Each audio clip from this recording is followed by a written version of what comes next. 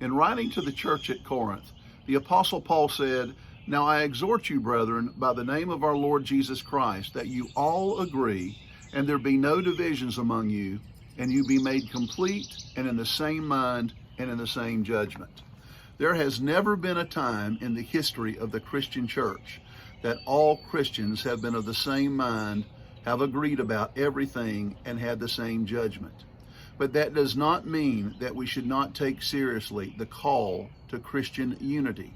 The Apostle Paul is addressing issues in the church at Corinth where the church has become schismatic and divisive because of the leaders of the church, Apollos and Paul and Peter.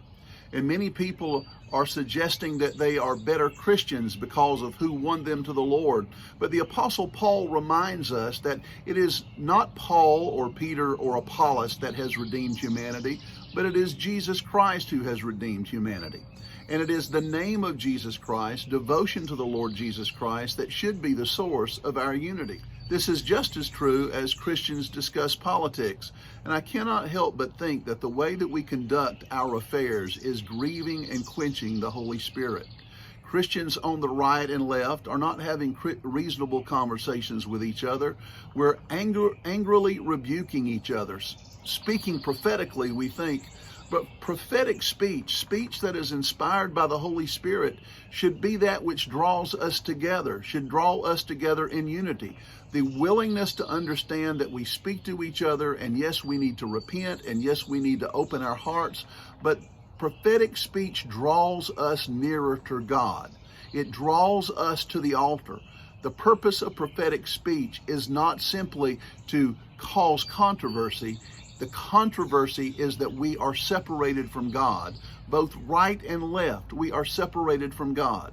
When I read 1 Corinthians and I turn the page to chapter 3, there's something else that I find. Paul says, "I could not speak to you as spiritual men, but as to men of flesh, as to babes in Christ." The Apostle Paul is telling them, your divisions and your schisms and your disagreements are not a sign of your spiritual maturity and your prophetic speech. They're a sign of your immaturity, of your carnal ways, of your hardened hearts, of your closed minds. The Apostle Paul wants us to represent Jesus Christ as faithful ambassadors.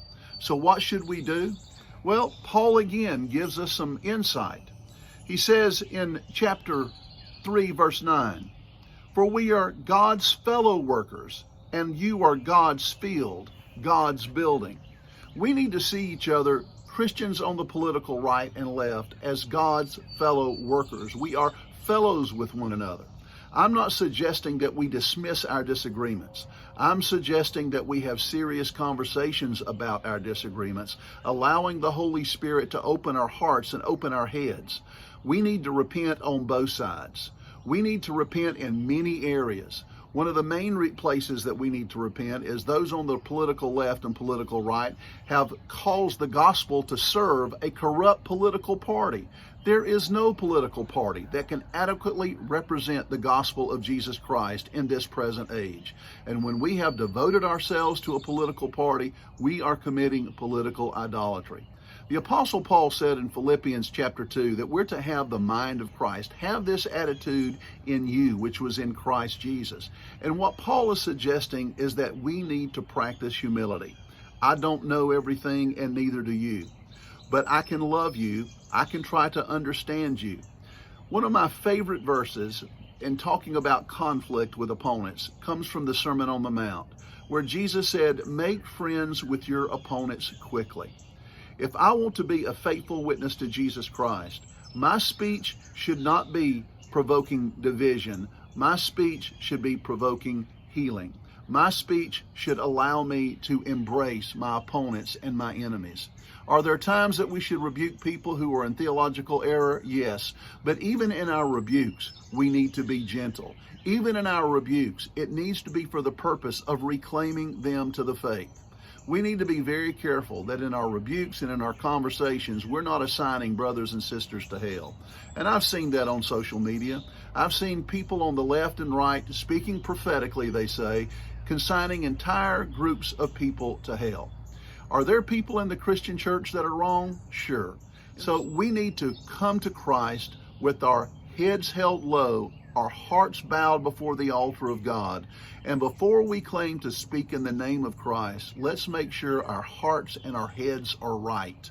And if our hearts and heads are right, that means we'll be speaking in humility and love and provoking hope instead of despair and anger.